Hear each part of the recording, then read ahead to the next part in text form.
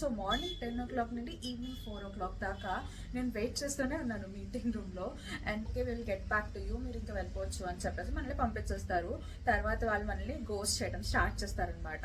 అసలు మనం మెసేజ్ చేస్తే రెస్పాండ్ చేయరు, అలాగే వాళ్ళు ఏమి మనకి కాల్ బ్యాక్ చేయరు. ఏమంటే ఒక వైట్ బోర్డ్ ఇస్తారు, మార్కర్స్ ఇస్తారు, ఓకే ప్రోగ్రామ్ రాసి చూపించు అని చెప్పేసి అడుగుతారనమాట. వాకింగ్ అటెండ్ అవుతున్నారు అనుకోండి, 2 chances ఉంటాయి. Either chance of getting selected or chance of getting rejected. అంతే కదా, ఇంకా అంతకు మించి ఏం జరగదు. సెలెక్ట్ అయ్యారనుకోండి హ్యాపీ, జాబ్ వచ్చింది. రిజెక్ట్ అయ్యారనుకోండి ఓకే, ఒక కొత్త ఎక్స్పీరియన్స్.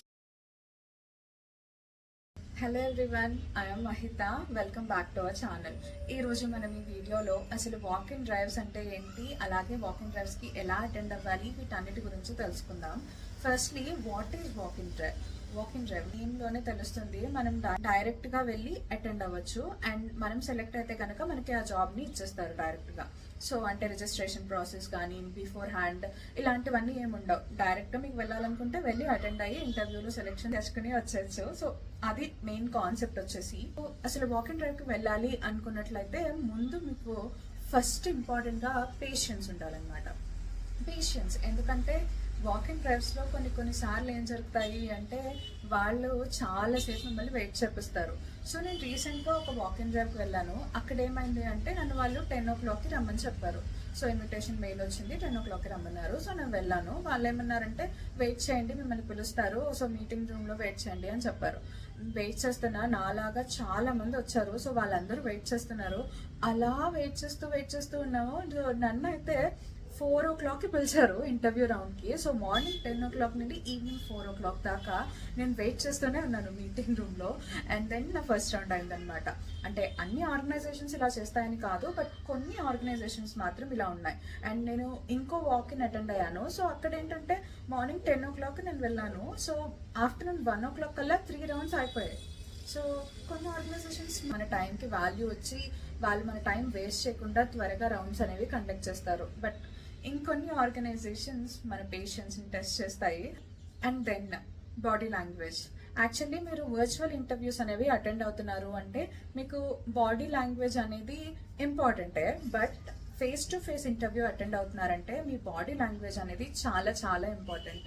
ఎందుకంటే మీరు డైరెక్ట్ గా వెళ్ళి వాళ్ళతో మాట్లాడతారు కాబట్టి. సో వాళ్ళు మిమ్మల్ని అన్ని ఆస్పెక్ట్స్ లోనూ టెస్ట్ చేస్తారు. మీరు కాన్ఫిడెంట్ గా ఉండాలి, అలాగే బాడీ లాంగ్వేజ్ గుడ్ గా మెయింటైన్ చేయాలి. సో ఇవన్నీ మీరు మైండ్ లో పెట్టుకోవాలి. అలాగే యూ షుడ్ లుక్ ప్లెజెంటబుల్. అంటే మీరు ఇప్పుడు అంటే సూట్ అలాంటివన్నీ ఏమీ వేసుకోక్కర్లేదు, బట్ క్యాజువల్స్ కూడా ప్లెజెంటబుల్ గా ఉండే డ్రెస్సెస్ వేసుకుంటే బెటర్.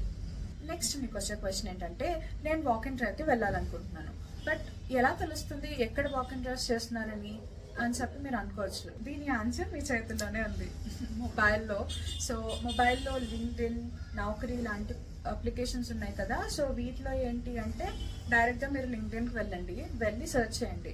నేనైతే రియాక్ట్ జేఎస్ డెవలపర్ పొజిషన్స్ కోసం వెతుకుతున్నాను అనమాట. సో నేనేం వెతుకుతానంటే React JS developer walk in Chennai or in Bengaluru, in Hyderabad.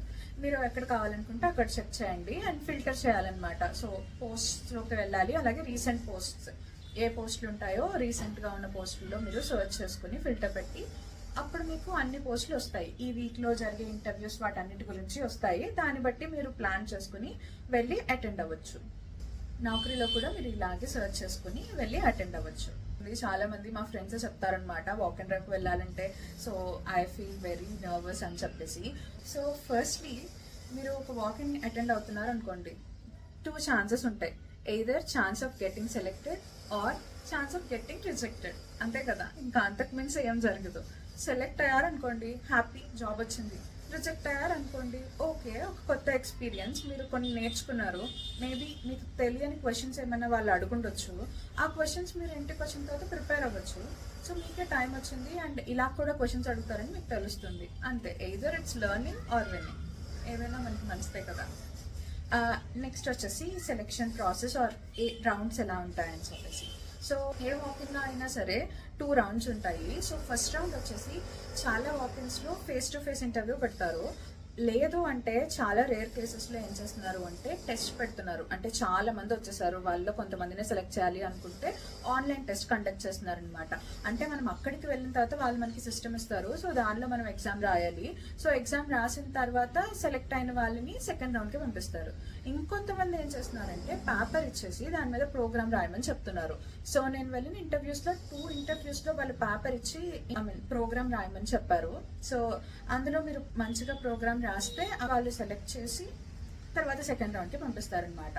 So వాకిన్స్లో ఏంటి అంటే మీరు ఫస్ట్ రౌండ్ సెలెక్ట్ అయిపోతే వెంటనే మనకు తెలిసిపోతుంది. సో మీరు ఫస్ట్ రౌండ్ సెలెక్ట్ అయిపోయారు, సెకండ్ రౌండ్కి వెళ్తున్నారు అని చెప్పి. సో సెకండ్ రౌండ్ ఎలా జరుగుతుంది అంటే second round mostly face to face interviews ఉంటాయి చాలా వరకు. లేదు అంటే కోడింగ్ రౌండ్స్ ఉంటాయి. సిస్టమ్ ఇచ్చేస్తారు వాళ్ళు మనకి. సో డిస్ప్లే చేయమని చెప్తారు. అంటే నాకైతే ఏం చెప్పారు అంటే ఒక ఏపీఐ నుండి డేటా ఫెచ్ చేసి ఒక టేబుల్లో ఫెచ్ చేయమని చెప్పారు. సో మనం చేసి చూపించవచ్చు. లేదు అంటే ఇంకొంతమంది ఇంట్రెస్టింగ్గా అడుగుతున్నారు అనమాట. ఎలా అంటే ఒక వైట్ బోర్డ్ ఇస్తారు, మార్కర్స్ ఇస్తారు, ఓకే ప్రోగ్రామ్ రాసి చూపించు అని చెప్పేసి అడుగుతారనమాట. వైట్ బోర్డ్ మీద ప్రోగ్రామ్ రాస్తాం కదా, సో దానిలో పర్టికులర్ పాయింట్ వాళ్ళు వచ్చి అదెందుకు అలా రాసావు, దాని బ్యాక్ ఎండ్ ఉన్న ఫంక్షనాలిటీ ఏంటి, లేకపోతే ఆ మెథడ్ బదులు మీరు వేరే ఏ మెథడ్ యూజ్ చేయొచ్చు, ఇలాంటి క్వశ్చన్స్ అన్ని అడుగుతూ ఉంటారనమాట సెకండ్ రౌండ్లో mostly. And so second round అయిపోయిన తర్వాత మళ్ళీ మీ పేషెన్స్ అనేది ఇక్కడ పిక్చర్లోకి వస్తుంది అనమాట. అంటే వాళ్ళు కొంతమంది ఏం చెప్తారు అంటే okay will get back to you, మీరు ఇంకా వెళ్ళిపోవచ్చు అని చెప్పేసి మనల్ని పంపించేస్తారు. తర్వాత వాళ్ళు మనల్ని గోస్ట్ చేయడం స్టార్ట్ చేస్తారనమాట.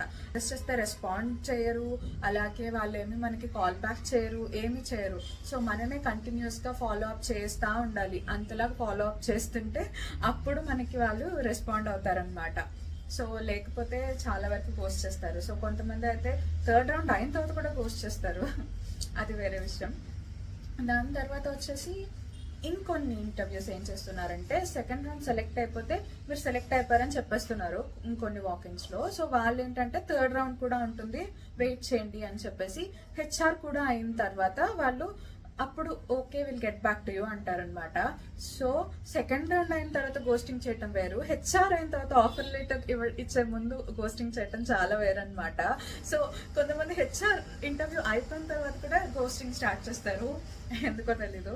సో అసలు రెస్పాండ్ కూడా అవ్వరనమాట. మా ఫ్రెండ్ ఒకరికి అలాగే జరిగిందనమాట. హెచ్ఆర్ కూడా అయిపోయింది, సో సెలెక్టెడే అనుకున్నాం మేమంతా, కానీ తనకి ఆఫర్ లెటర్ రాలేదు. 1 month అయింది, ఇంకా ఆఫర్ లెటర్ రాలేదు తనకి. So it happens in walk-ins అనమాట. బట్ కొన్ని ఇచ్చేస్తారు ఆఫర్ లెటర్స్, వెంటనే ఎన్రోల్ చేసేస్తారు అనమాట. ఆఫర్ లెటర్ మనకి సెండ్ చేసేస్తారు కొన్ని. సో వాకిన్స్ అనేవి అసలు మనం ఎందుకు అటెండ్ అవ్వాలి అంటే ఇప్పుడు మీరు డైలీ నౌకరీలో అప్డేట్ చేస్తూ ఉంటారు, మీకు కాల్స్ ఎక్కువ రావు.